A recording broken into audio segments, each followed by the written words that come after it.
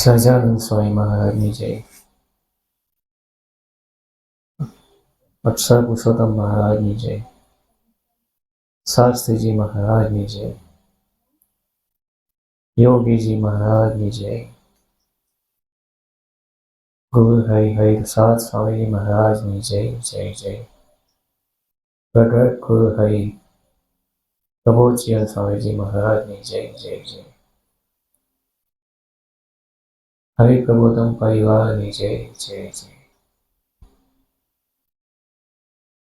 આજે 26 જુલાઈ કહેતા આપણા પ્રાણ સમાન એવા સ્વામીજી ધરતીના બ્રહ્માંડને છોડીને અક્ષરધામમાં બેઠા.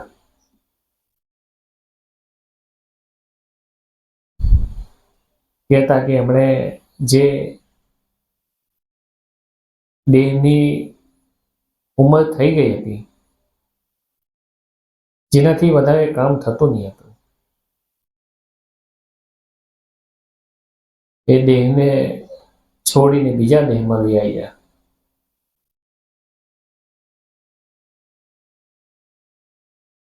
એટલે તો એમના માટે તો જે બીજું દેહ હતું એટલે સિલેક્શન જ હતું કયા દેહમાં જવાનું છે.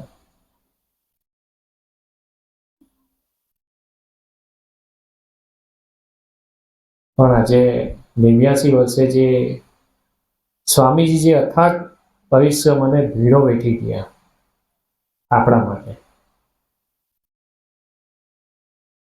કેવું ભીડો વેઠવાનો. આપણને તો સામાન્ય તાવ આવે ને તો બી આપણે ઘરના ફેમિલીને ક્યાં કહીએ કે મને તાવ આવે છે. એ પુરુષ કેવું જીવન જીવી ગયા કે ક્યાંના વ્યક્તિ હોય, એ વ્યક્તિ કઈ સમાજ ન હોય, કેવા સ્વભાવે રહિત હોય, તો બી એ વ્યક્તિઓને એ માણસોને એને પોતાના સમજીને આખી જિંદગી સાચવ્યા. છેલ્લા શ્વાસ સુધી એમણે ભક્તોને પોતાના દીકરા તરીકે માન્યા અને એમની તને મને ધને અને આત્માએ પોતે સેવા કરી છે. આપણાથી કઈ ના થઈ શકે, આપણાથી શેકેલો પાપડ બી ના તૂટી શકે.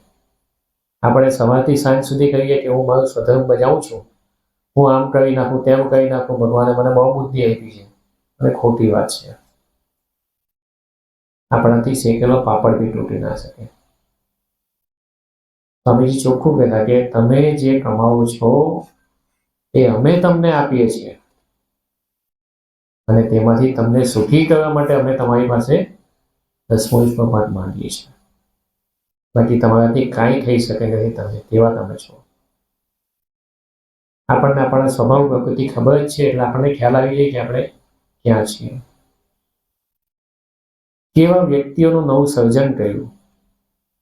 માણસ આપણે જોઈએ જ છીએ કે આજે આપણને બી 30-35 વર્ષ થઈ ગયા, તો કેવા ઘરોમાં આપણે રહેતા હતા, કેવી પરિસ્થિતિઓમાં રહેતા હતા ને કેવા હતા. આજે આપણે જોઈએ છે કે આપણે બી કેવા છે, આપણી પરિસ્થિતિઓ બી કેવી છે, અને આપણું ફેમિલી બેકગ્રાઉન્ડ બી કેવું છે.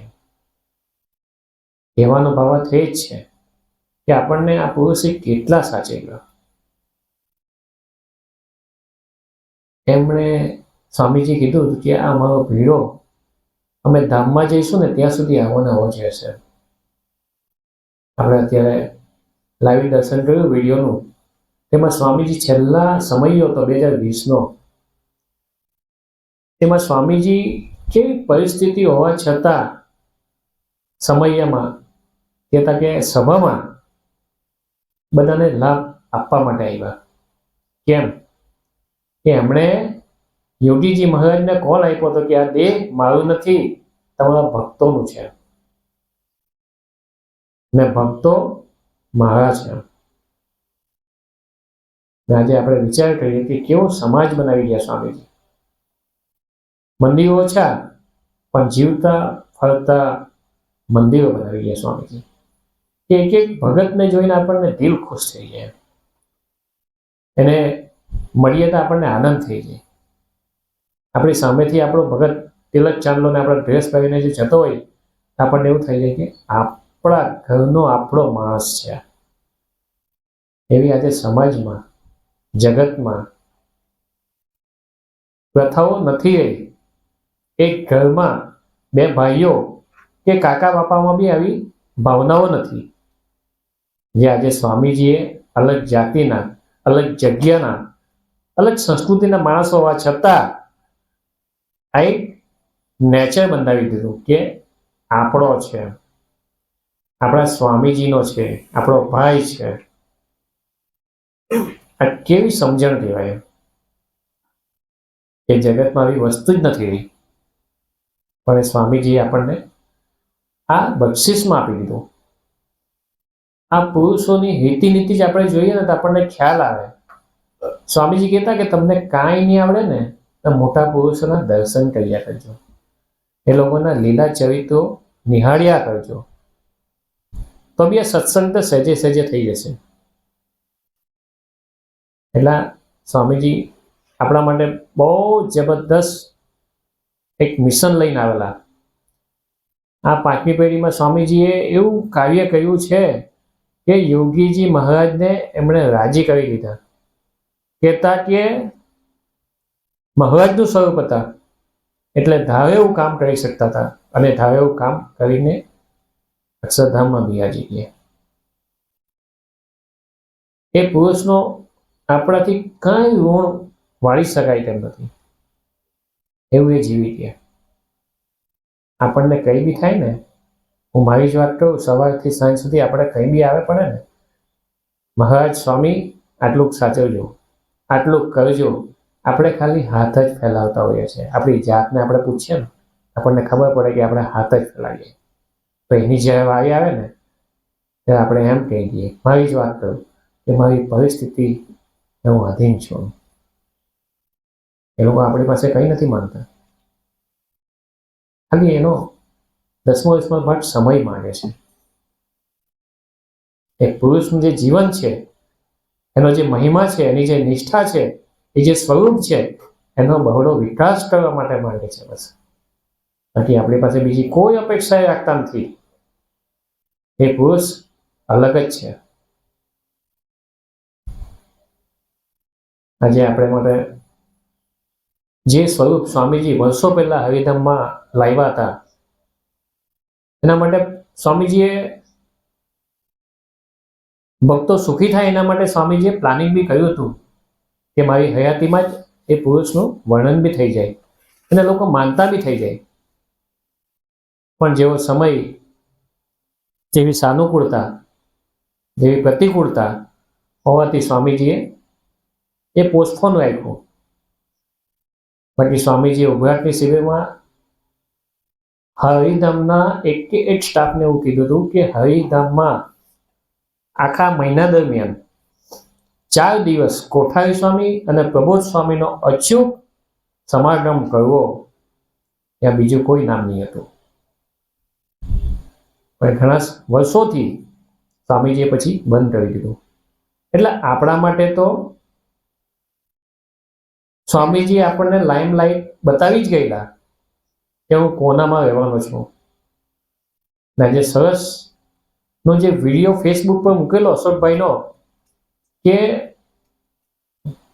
છૂટા પડ્યા પછી જે વાતો કરી હતી અશોકભાઈએ, કે સ્વામીજી છેલ્લા 3 કલાક દરમિયાન હિન્દી ભાષામાં તૂટક શબ્દોમાં જે બોલતા હતા કે પ્રબોધ સબ संतों की सेवा करेगा, वो सब को अच्छे से रखेगा. અને છેલ્લા તો એવું બોલ્યા કે મેં પ્રબોધ में रह रहा हूं. એટલે આ કેવું કે સ્વામીજી તો મહારાજનું સ્વરૂપ હતા, એટલે મહારાજ હિન્દી ભાષી હતા. છેલ્લે એમની વાણી હિન્દીમાં બોલતા હતા.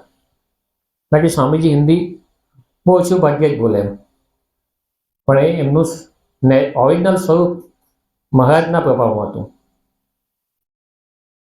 પ્રબોધ સ્વામીને બી ખબર જ હતી કે સ્વામીજી આજે દેહ છોડવાના છે. એ આગળથી જે ઓરિજિનલ પુરુષ હોય ને એને બધી મહારાજની કે ભગવાનની ક્રિયાઓ ખબર જ પડી જાય, ને જે ઓરિજિનલ ના હોય એને કાંઈ ખબર ના પડે. એ ત્યાં ઊભા બી ના રહી શકે ને હોય બી ના, એને ખબર જ ના હોય કે શું થવાનું છે. જે ઓરિજિનલ હોય એને ખબર જ હોય બધું જ. એટલે આપણે ઓરિજિનલ ને ના ઓરિજિનલમાં આપણને ખબર જ નથી. કેમ? આપણ પર સ્વામીજીની કૃપા છે, દ્રષ્ટિ છે, એટલે આપણને સ્વામીજીએ એમનામાં જોઈન્ટ કરી દીધા પ્રબોધ સ્વામીમાં. ને પ્રબોધ સ્વામીમાં સ્વામીજી રહીને આજે સ્વામીજી જેવું જ કાર્ય કરે છે. આપણી ગાડી અટકી નથી, પણ ચાલુ જ છે, કન્ટિન્યુઅસ ચાલુ છે. એમાં કોઈ ઓછું વધતું જરાય નથી. આજે આપણે જોઈએ છીએ કે જ્યાં જાઓ ત્યાં સ્વામીજી એવું જ વિચરણ થાય છે, એવી સભાઓ થાય છે, એવી શિબિરો થાય છે, ને એવા સમયા થાય છે. અને એવો જ ને એવો આનંદ આપણને આજે પણ આવે છે. જે સ્વામીજી હતા ત્યારે આનંદ આવતો હતો, ને આજે પ્રબોધ સ્વામી છે ત્યારે પણ એવો જ આનંદ આવે છે. એટલે આપણા માટે તો સ્વામીજી છે ને છે જ, ખાલી ખોડિયું બદલાયું છે. એટલે વધારે વાત ના કરતા, સંતો દ્વારા જે આપણને ગુરુ પૂર્ણિમામાં બી આપણને જે વાતો કરી કે આપણે એક જ કાર્ય કરવાનું છે. જયેશભાઈ બી વાત કરી, મિશન ડબલ. આમાં કઈ આપણે ધાર નથી મારવાની. આપણે એને ખાલી એક બિઝનેસ જો બનાવી દઈએ ને, આપણો સ્વધર્મ જો બનાવી દઈએ ને, બિઝનેસ ના કરતા આપણો પોતાના બાપનો સ્વધર્મ છે કે આપણે એક વાત કોઈને કહી શકીએ ભગવાનની, એ બહુ મોટું પુણ્ય થઈ જાય. આપણે દેહના માટે તો બહુ દોડીએ, પણ આપણા બાપનું જે જીવન છે, એની જે રીતિનીતિ છે, એ કેવા છે, ના સમાજ કેવો છે, ના સંપ્રદાય કેવો છે, એવી આખા દિવસ દરમિયાન 2-5 વ્યક્તિઓની બી વાતો કરીએ ને, તો આપણો દાખલો સફળ. આપણે કાંઈ જ કરવાનું નથી. આટલું એક આપણે જો સામાન્ય નિયમ લઈ લઈએ તો ભગવાન રાજીને રાજી. સ્વામીજી રાજી અને પ્રબોધ સ્વામી રાજી. તો આપણે એક જ સેવા કરવાની છે બસ. એમના જે કાર્ય છે એને આપણે એ કાર્યમાં નિમિત્ત બની જવાનું બસ. એના જેવું કોઈ મોટું ઋણ વાળ્યું ના કહેવાય. આપણા માટે આ જ એક સેવા છે, ને આ જ એક છેલ્લું એમનું અસ્તિત્વ છે આપણા માટે, કે એમનું ઋણ એમના સેવામાં, એમના ગમતા સેવામાં આપણે નિમિત્ત બની જઈએ તો આપણે ઋણ વાળ્યું કહેવાય. બાકી આપણા બધાના એટલા બધા પ્રોબ્લેમો હતા કે પ્રોબ્લેમો ભગવાને સોલ્વ કર્યા સ્વામીજીએ.